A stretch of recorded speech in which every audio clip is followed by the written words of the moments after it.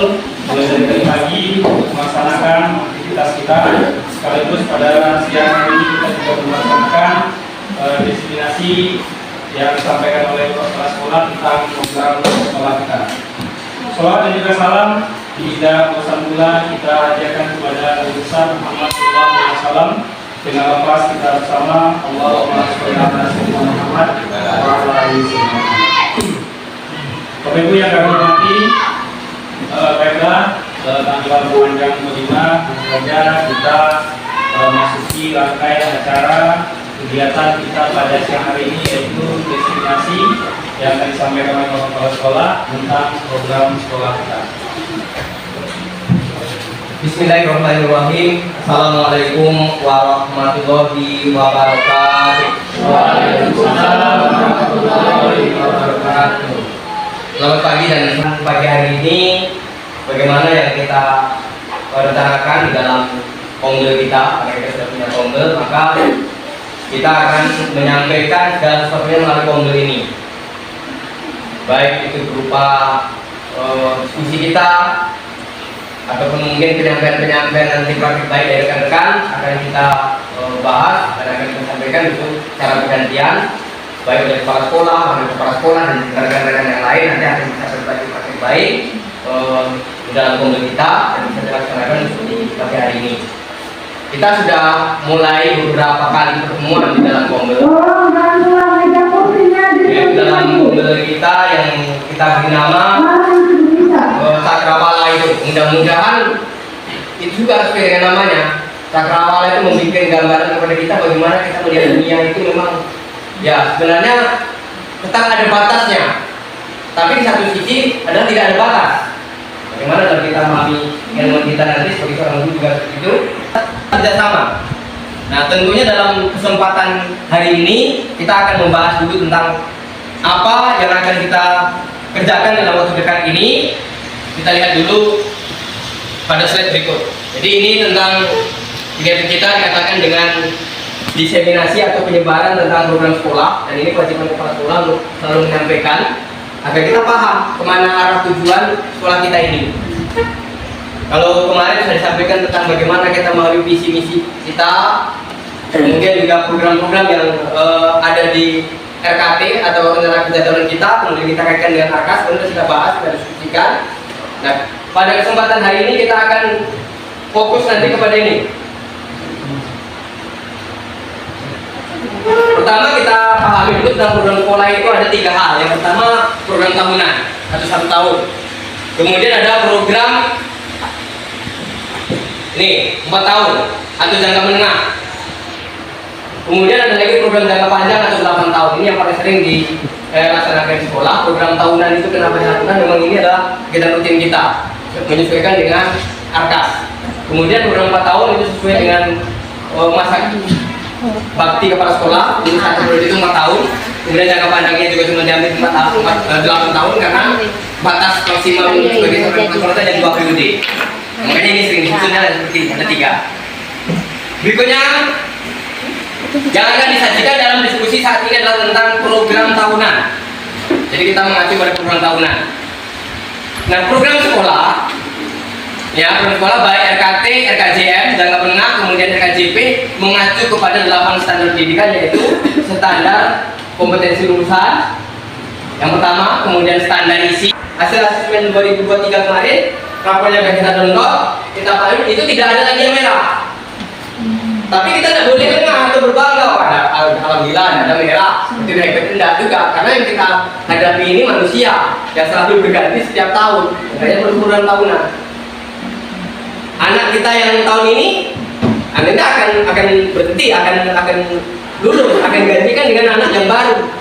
Yang asesmen tahun kemarin, anaknya akan naik ke kelas 9. Yang kemarin belum asesmen, nanti akan asesmen. Makanya kita itu selalu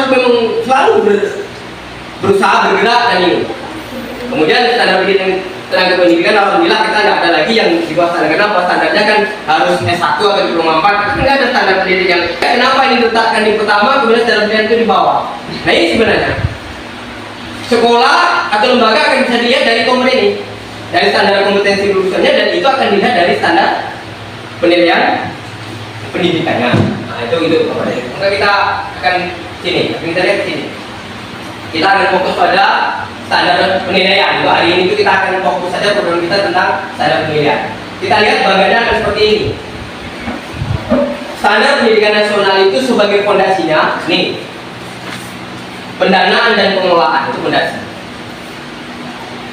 Jadi kalau sekolah tidak ada dana, terus tidak dikelola dengan tidak ada itu apanya, tidak ada rohnya. Di sini kuncinya. Kemudian apalagi pilar-pilarnya atau tiang-tiangnya, pertama pendidik sesuai dengan standar tadi, isinya juga sesuai dengan standar. Mungkin nampak kokohnya tiang ini. Prosesnya gitu juga, sarana prasarana juga begitu. Kita akan mengajarkan contohnya tentang, katakanlah tentang aliran arus listrik yang tetap, yang apa nih, yang DC gitu ya, kualifikasi pendidikan yang memang harus profesional tadi itu. Dan ini bertahap, profesionalis kita itu bisa kita tingkatkan, bisa kita kembangkan. Standarisasi gitu juga, selalu kita lupa dalam 1 tahun sekali kita revisi speaker. Prosesnya gitu juga. Adanya PLN itu kan dalam rangka untuk perbaikan proses ini. Bagaimana Bapak dan Ibu mengadakan refleksi dan segala macam? Sarana prasarana gitu juga. Bos itu akan mengundang di sini. Kalau Bapak perlu bikin kami Pak mau praktek ini, harus untuk diperlukan ini, maka kita harus ke sini arahnya. Nah, sekarang dalam standar pendidikan ini untuk istilah sekarang saya dikenal dengan namanya asesmen. Jadi istilah saja sering katakan sekarang sudah mulai, kalau dulu kan namanya ujian, terus diganti lagi dengan evaluasi. Kalau dulu awalnya juga evaluasi, dulu namanya EPTA, evaluasi belajar tahap akhir. Kemudian ada EPTANAS, baru diganti dengan keputusan interaksional. Interaksional apa? Yang apa? Perintah. Ya. Mungkin banyak memahami perintah. Ini bukan perintah, jadi interaksional itu pembelajaran. Jadi kalau dulu ketika pakai GPPP namanya ada TIU, ada TIK, tujuan interaksional umum. Maka itu tujuan pembelajaran secara umum. TIK, tujuan interaksional secara khusus. Sekarang ganti lagi. Jadi interaksional ini bahasa masih orang-orang luar negeri masih cenderung menggunakan istilah itu. Orang Indonesia saja yang mengganti. Menjadi pembelajaran. Jadi interaksional itu bukan perintah ya, tapi pembelajaran. Berikutnya, asesmen adalah suatu kegiatan menafsirkan data hasil pengukuran berdasarkan kriteria maupun aturan-aturan tertentu oleh Ko Putro Widoyoko tahun 2012 di pendapatnya. Nah, pengukuran, maka menilai itu adalah mengukur keberhasilan, mengevaluasi itu mengukur keberhasilan. Kriterianya, ya ada kriterianya. Kemarin ada namanya KKM, harus ada kriteria. Kalau menilai tidak ada kriterianya, bisa kita katakan dengan penilaian nanti. Harus ada standarnya. Kemudian diterjemahkan dari bahasa Inggris, penilaian pendidikan atau evaluasi pendidikan adalah proses sistematis mendokumentasikan dan menggunakan data empiris mengenai pengetahuan atau kognitif, keterampilan sekolah seperti itu. Dan kita bergantian. Besok lagi mungkin bisa Pak menjelaskan, besok lagi Pak Indro menjelaskan. Itu kita gantian. Termasuk bagaimana cara kita berbagi atau sharing kepada kelompok di luar komunitas kita. Bagi contoh, dan Kiki sudah membuat video itu bisa sharing. Jadi pengalaman baik atau best practice itu bisa kita share. Kemudian berikutnya, nah, kemampuan dalam aspek kognitif itu meliputi ini. Pertama adalah pengetahuan. Jadi maksudnya adalah kemampuan dalam mengidentifikasi dan menyebutkan informasi. Misalnya saya tersetik, mohon dimaafkan aja karena kadang-kadang saya bisa dan kadang-kadang saya kerjakan malam hari. Tapi kemampuan dalam mengidentifikasi dan menyebutkan informasi dan data faktual itu pengetahuan. Masuk kepada kemampuan berikutnya, namanya pemahaman, yaitu kemampuan dalam menjelaskan dan mengartikan suatu konsep. Kemudian yang ketiga, aplikasi, kemampuan dalam menerapkan prinsip dan aturan yang telah pelajari sebelumnya. Kemudian berikutnya, menganalisis, sama prosesnya, kemampuan menguraikan sebuah konsep dan menjelaskan saling keterkaitan komponen-komponen yang terdapat di dalamnya. Kemudian sintesis, kemampuan untuk menggabungkan komponen-komponen menjadi sebuah konsep atau aturan yang baru. Kemudian evaluasi, kemampuan dalam menilai objek dan membuat keputusan terhadap sebuah situasi yang ada. Nah, ini. Sebelum itu coba kalau ini dalam pandangan Bapak dan Ibu sudah pernah saya dengar ya, ada pengetahuan, pemahaman aplikasi di ujian kenaikan tingkat ini atau naik kelas. Jadi harapan saya dari Bapak dan Ibu sudah mulai merevisi soal asesmen kemarin. Jangan itu saja, sambil pembelajaran kita. Dan sekarang buku itu tergantung kita, tergantung Bapak dan Ibu. Kemarin dijelaskan oleh Pak Tumuji ketika kami ada pertemuan tentang PMM. Jadi kalau Bapak dan Ibu hebat, ya akan hasilnya dari Bapak dan Ibu. Bahkan mohon maaf, kalau kaum belajar sebagai penggerak kumpul bisa bikin sertifikat, ya walaupun tidak besar nilai ekonominya, kan nanti ada guru-guru yang lainnya butuh. Kenapa dia harus online 10.000? Kalau ada 100 orang kali 10.000 kan 1 juta kan? Nah, Bapak dan Ibu kan bisa berikan sertifikat dengan nilai 1 juta yang mungkin tidak akan bisa terima 1 juta karena kan ada modal untuk ini ya, untuk cetaknya dalam channel. Kira-kira dengan ini bahkan dengan kiri, ada dengan kiri dong, kiri. Selesai, hebat, tidak terima oleh musuh. Sementara kalau ditanya cara servis yang baik, mungkin dia tidak bisa mengungkapkan dengan kata-kata juga nggak bisa, dengan tulisan ditanya juga tidak tahu. Nah ini kan kalau kita tidak tahu tentang gaya belajar siswa tadi, kita akan menilai ya kalau hanya dengan hasil tes. Bayangkan Bapak dan Ibu, akan jatuh dia. Padahal anak hebat kan. Ini makanya perlu. Makanya kemarin kita sudah memulai, alhamdulillah kita sudah memulainya untuk kita ini. Dan harus kita mulai itu harus berani keluar dari zona nyaman itu Bapak dan Ibu. Jadi dan ini sebenarnya sudah dimulai dari awal kemarin. Ketika ada KKN itu kan gitu, 70 si A ini dengan 70 si B tidak sama, tapi kemarin belum tergambar dengan deskripsi itu belum tergambar. Dan kita juga masih tidak paham, tapi mengerjakannya juga ruwet perasaan kita. Karena kita hanya berputar pada deskripsi, bukan pada kenyataan, bukan pada fakta bagaimana kita mau menilai siswa dengan baik. Kalau ketika anak sudah praktek kemarin baik begitu kan berarti sudah dapat nilai. Sudah selesai itu belajar ini, sudah tuntas. Nah, apalagi bahkan sekarang ada juga yang mendapat dosen yang dulu merdeka pun tidak perlu lagi ujian. Kayak yang kita laksanakan sesuai itu perlu lagi. Ini sudah selesai dan tuntas dalam setiap tahapan. Kan itu. Ini masalahnya ya kita masih sistem ya itu sih masalah.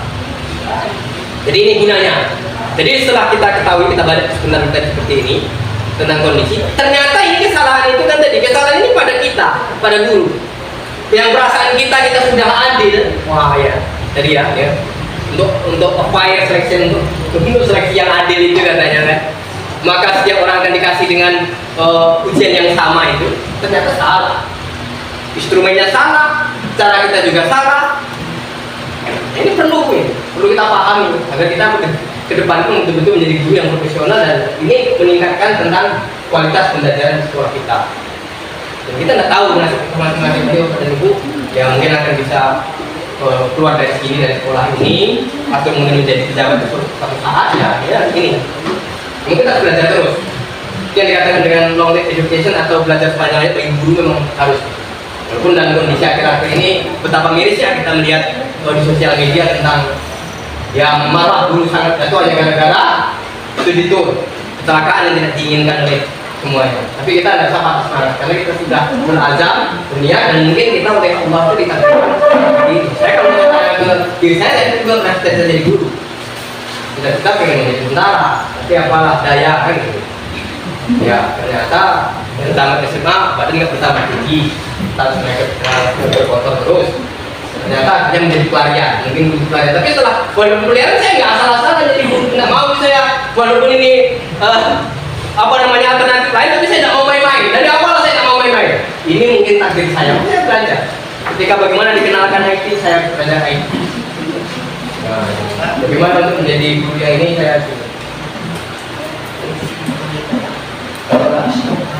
silakan. Orang Jakarta bikin soal asesmen itu kan tidak pernah lewat buku kita. Bahasanya kan tidak lewat buku kita kan. Ini perlu kita paham. Tadi contoh kita yang tadi sana.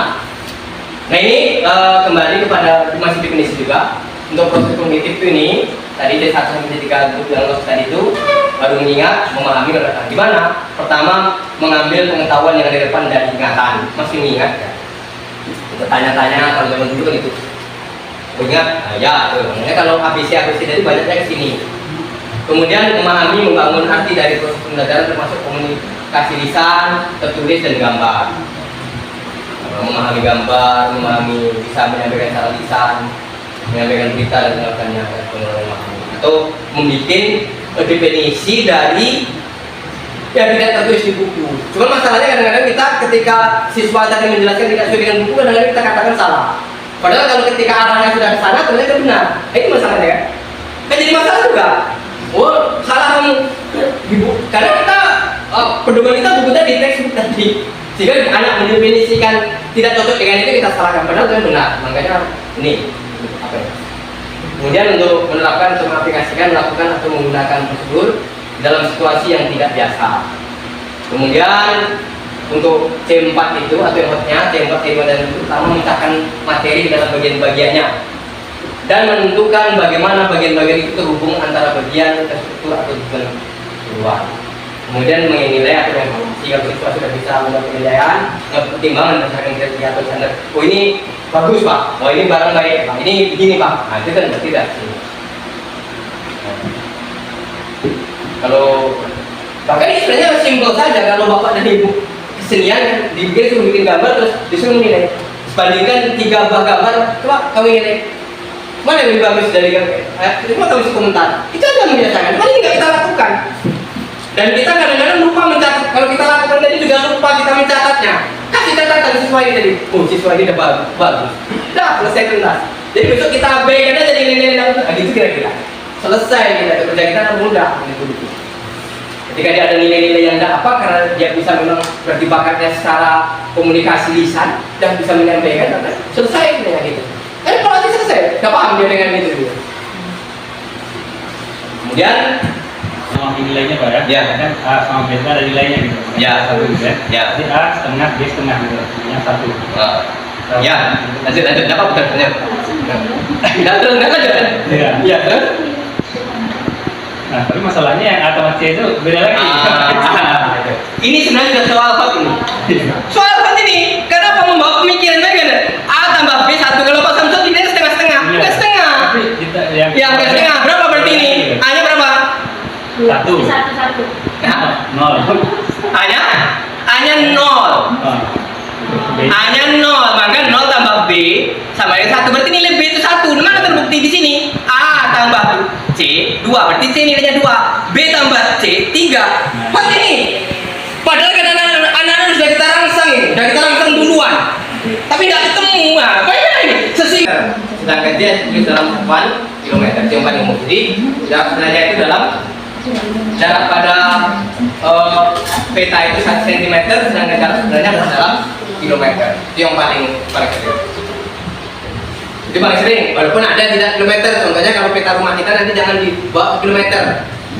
Peta-peta pekarangan itu nanti ada kriterianya. Kan ada 1:500. Nah, kenapa begitu? Ada itu kan tadi sebenarnya dari awal sudah dijelaskan tadi. Saya jelaskan. Cara mudah memberikan pemahaman. Ini rumusnya. Benar, Bapak dari biru seperti ini. Nah ini bukan hanya berlaku untuk peta ini saja. Ini tadi. Kan lebih mudah ya. Cari JP, tutup JP. Kalau JP berarti kalau ke sini kali JS kali S. Kalau kita mau mencari JS, jarak sebenarnya tutup ini, maka JP dibagi S. Kalau kita mau mencari JS, tutup S nya dengan tangan jari ini. Kita tutup saja dengan begini ini, istilahnya di kertas ini. Nah nanti ini dibagi ini. Kan sudah mudah banget. Itu kita yang harus mempermudah siswa. Apalagi di sini, ini bisa banyak nih tentang arus listrik, yang IPA, ya kan?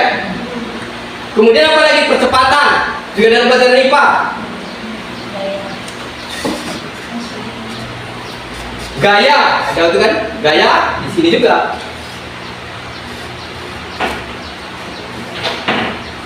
Nih, berikutnya kan? Nah, sekarang kan, ini contoh soal. Jika diketahui jarak kota Jakarta Bandung 180 km, sedangkan jarak ke kota tersebut pada peta yang tidak memiliki skala jadi peta tidak memiliki skala, tapi jarak pada peta adalah 6 cm. Maka skala peta tersebut adalah jamnya. Ini kan bisa. Kalau ini kita bikin soal IPS sudah sangat kuat sekali gitu. Bisa ini jadi pilihan ganda, bisa juga pilihan ganda. Berapa jawabannya? 1:3. Masih udah dikasih apa gitu. Memang nggak mau belajar aja gitu. Iya. Nah, itu yang menjadi kesulitannya Pak pertama, karena beberapa kali kan dirubah cara mengajarnya. Bahkan banyak nih kelas gitu kan. Iya. Nah, umpamanya kelas ini kasih ini, kelas ini kayak gini modelnya gitu kan. Memang tidak semua. Iya. Memang yang kayak gitu kan cuma 1-2. Yang pertanyaan saya tadi itu, apakah harus semua anak itu harus paham dengan mata pelajaran kita? Karena kan kita tahu kan setiap anak itu bakatnya beda-beda, Pak. Terima kasih, Pak. Tentang materi itu gitu. Tapi tidak selesai. Kalau idealnya berapa? 100. Kalau idealnya 100. Anak itu cuma 100, tapi kan tidak semua anak gitu. Dan kita juga memang seperti itu gitu. Dan kita berusaha. Dan memang kalau masalahnya berkaitan dengan faktor-faktor lain yang mempengaruhi keberhasilan belajar seperti minat siswa, itu kan memang kita perlu gitu. Banyak Karena begini, Pak, saya ada satu soal itu kan, ya. saya buat ini tentang masalah berbicara tentang teknologi. Saya buat soalnya itu sebenarnya keren gitu kan. Hasil ujian yang ini kemarin, yang US. Iya. Soalnya itu gini, zaman dahulu manusia mengolah tanah itu menggunakan cangkul. Iya. Sekarang manusia mengolah tanah itu sudah menggunakan traktor. Traktor itu adalah teknologi di bidang, kan gitu. Ya. Titik. Kalau logika kita kan dulu cangkul, orang pakai cangkul, sekarang pakai traktor, kan gampang sebenarnya itu. Ya kan? Ada yang bikin transport, ada yang bilang teknologi perkantoran, ada yang macam-macam lah Pak, itu kan. Itulah Pak. Kadang itulah di nalar mereka itu kadang udah kita coba untuk mancing, tapi itulah Pak kadang Pak. Ya. Makanya tahapan dalam pembelajaran itu kita memberikan informasi dulu. Yang pertama memberikan informasi itu memang perlu ada contohkan dulu, perlu ya kayak menyampaikan materi itu, misalnya mencarikan materi atau anak disuruh mandiri membaca. Itu sebenarnya dalam rangka untuk yaitu mau kasanah dia untuk memahami tadi itu. Jadi bisa jadi mungkin dia memang bukan tidak mau ini. Artinya memang cara memahaminya. Pemahaman dia nggak sampai tadi itulah. Pemahaman dia itu nggak sampai dengan apa ya? Sama dengan tadi, kan gitu. Itu masalahnya. Hanya di teori pendidikan saja kita sering seperti ini. Artinya tuh, gini. Tapi tadi tuh lupa kita menilai apa itu dan motor itu lupa kita cenderungnya di coping ini saja. Itu maksud kita. Jadi saya juga sampai kita terjebak ketika anak tidak bisa menjawab yang seperti tadi, seolah anak tidak berhasil mempelajari bukan begitu. Mungkin di sisi lain dia teknologi itu atau dia menyebutkan contoh-contoh, mungkin bisa saja dia tidak bisa mendefinisikan, tapi dia bisa menyebutkan contohnya. Berarti sudah bisa ya. Itu maksud kita. Kan gambaran atau opsi. Nah ini yang mana yang termasuk. Makanya ada pilihan yang banyak gitu kan, ada menjodohkan. Gunanya itu tuh supaya anak-anak paham definisi tadi. Rupanya ini yang maksud teknologi. Itu kira-kira seperti itu. Silakan, yang lain kalau ada. Silakan. Jadi apa saya memfilter bahwa siswa ini visual berbagai Pak. Dan itu sangat membutuhkan waktu ya Pak. Jadi terima kasih. Kemarin juga keluhan di Bapak dan Ibu dalam BMM kan saya rasa itu tentang manajemen waktu kebanyakan. Ingat sekarang dalam pembelajaran diferensiasi itu termasuk awal atau asesmen awal itu hanya bagaimana kita bisa menyusun dan mengetahui tentang sistem penilaian tadi. Saya akan menilai anak ini yang sekian orang ini dengan asal dia mempraktekannya bagus, nilainya bagus. Begitu aja. Jadi tidak disediakan misalnya contohnya setelah difilter tadi, ini siswa tadi ini visual, berarti saya bedakan yang ini. Enggak. Pembelajarannya kita kan tetap pastikan, tapi kita akan mengenai ada sistem diskusi, ada ini. Tapi kita menilainya perlu ingat, catatan anak itu akan cenderung. Jadi ketika ini mas kita ada anak yang dia bagusnya dia puisi itu yang mengarang, menulis ya mencetak. Tapi ada yang dia tidak mengarang tapi membaca. Suaranya bagus, intonasinya bagus. Atau apakah ketika anak yang dia bisa mengarang tapi ketika membaca biasa saja akan kita kasih nilai rendah atau tidak tuntas, sementara yang bacanya dia bagus terus dia bisa mengarang puisinya terus enggak, tingkat tuntasnya berbeda gitu. Intinya dia sudah bisa menceritakan karena melihat poin itu maka selesai. Dan ketika Bapak dan Ibu belajar satu hari itu materinya, contohnya ada 4 indikator, tetapi 2 indikator dan termasuk penilaian, tahu kita penilaian asesmen itu. Atau kalau memang apa, makanya kita disuruh membuat rencana apa namanya, nota atau promosi seperti itu. Makanya setiap, jadi kalau memang ini nanti menjadi sekian kali pertemuan, kapan akan diadakan asesmen atau pengulangan, katakanlah penilaian harian, PH-nya kapan? Itu yang kita harus itu. Usahakan itu. Kalau memungkinkan sudah 2 kali pertemuan untuk PH ya langsung kita laksanakan PH itu. Oh, yang 2 jam itu hanya untuk PH tidak apa-apa. Kan ketika anak yang lain ini menceritakan, menyampaikan itu kan yang lain juga belajar. Kita sebenarnya gini kelemahannya Bapak ini. Anak sudah asesmen, menyampaikan tadi kita tidak catat itu aja sebenarnya. Tidak kita anggap itu sebagai asesmen. Penilaian harian dalam proses itu kita selalu anggap itu bukan proses, bukan itu aja masalahnya. Kita hanya menganggap yang asesmen itu resmi yang ini, perulangan semuanya mengumpulkan, terus nanti waktunya tertentu, kan itu masalah. Padahal yang dikatakan penilaian harian itu bisa kapan saja. Ya Pak Indro tadi, wah kalau sudah dikatakan hari ini kita anak ujian untuk taraf servis. Apa tengok anak itu apa? Karena nggak ada rahasia. Ya, jadi kalau yang akan kita hadapi sekarang ini baru-baru untuk yang besok ini instrumen. Nah, yang untuk mau kenaikan kelas ini kita mau instrumen tadi supaya instrumen kita mengarah kepada soal hot. Ya, nah hot itu seperti tadi tidak semua yang kita bayangkan. Kayak soal matematika tadi begitu saja sudah hot. Hanya kita melompat dari mulai akar 36 jadi akar 7 kali 5 tambah 1. Sebenarnya seperti itu. Ya, secara itu. Gimana? Silakan. Ada yang lain? Silakan. Menyambung dari penjelasan yang tadi, jadi sama gitu ya? Sama. Tapi deskripsinya nanti berbeda. Aturannya begitu. Ya. Jadi mungkin yang menjadi peran saya ketika nanti kita mendeskripsikan di lapornya gitu ya. Berarti kita deskripsikan secara khusus gitu, bukan secara umum berdasarkan KD-nya gitu. Ya. Secara khusus apa yang menjadi kelebihan dia di situ juga. Seharusnya deskripsi itu seperti itu. Seharusnya deskripsi itu dulu seperti itu, tapi saya katakan lagi tadi, deskripsi kita ini kan mulai kelas. Nah, sebenarnya ini sekarang kan mau apa namanya ya, mencoba menganalisis dari berbagai macam persoalan, mulai dari lingkungan belajarnya, bagaimana kemampuan guru mengajarnya, bagaimana kemampuan siswanya. Lebih apa? Lebih nampak sekarang. Nah, itu sebenarnya. Jadi dia bukan ukuran angka-angka lagi. Jadi kayak apa Pak? Ada juga kemarin kan pas kemarin. Ya. Itu anak itu kalau kita memang terpaku pada ujian itu aja gitu kan, ujian semester gitu contohnya gitu kan, untuk menilai rapor mereka. Itu mereka itu nanti di kelas itu saya udah selidiki kan, kayak kemarin itu. Saya heran kok anak ini bisa nilainya tinggi ya. Ya, jadi saya selidiki sama kawan. Nah, saya bilang, kamu nyontek ya? Jujur aja lah, gitu. Saya WA gitu. Terus saya bilang, enggak Pak, enggak. Saya ada nyontek Pak, tapi yang ini aja. Nah, gitu dia kan? Ya, gitu dia kan?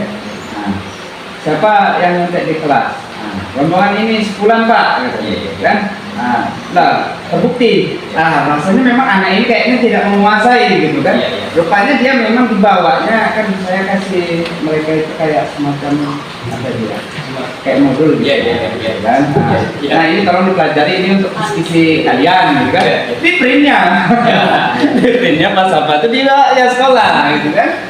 Nah, pas ujian itu dibawanya. Nah, itu dia caranya rupanya. Jadi rupanya saya berkesimpulan rupanya gitu kan?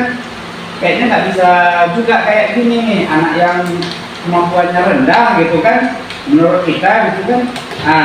Dia karena nyontek sama kawannya yang bisa nyontek tadi kan, bisa lihat apa tadi, bisa dia gitu. Ya itu makanya kadang-kadang dalam pelaksanaan asesmen kita mengatakan ini tertutup ganjil, kalau ganjil kan bersempat. Itu adalah program-program yang udah rutin, biasa. Tapi kita perlu terus sampaikan, membenahi. Termasuk pembentukan panitia yang mungkin tidak hari ini kita tidak bentuk panitia, mungkin akan kita nanti Sabtu dan Sabtu. Tidak Sabtu kita membentukkan panitia untuk banyak berganti-ganti merasakan itu. Kalau ada penasihat sedikit-sedikit sebelum Bapak dari Ibu Kesehatan sebagai P3K, insya Allah kabarnya kalau tidak ada itu sengaja. Sebenarnya sekalian kan udah ada katanya.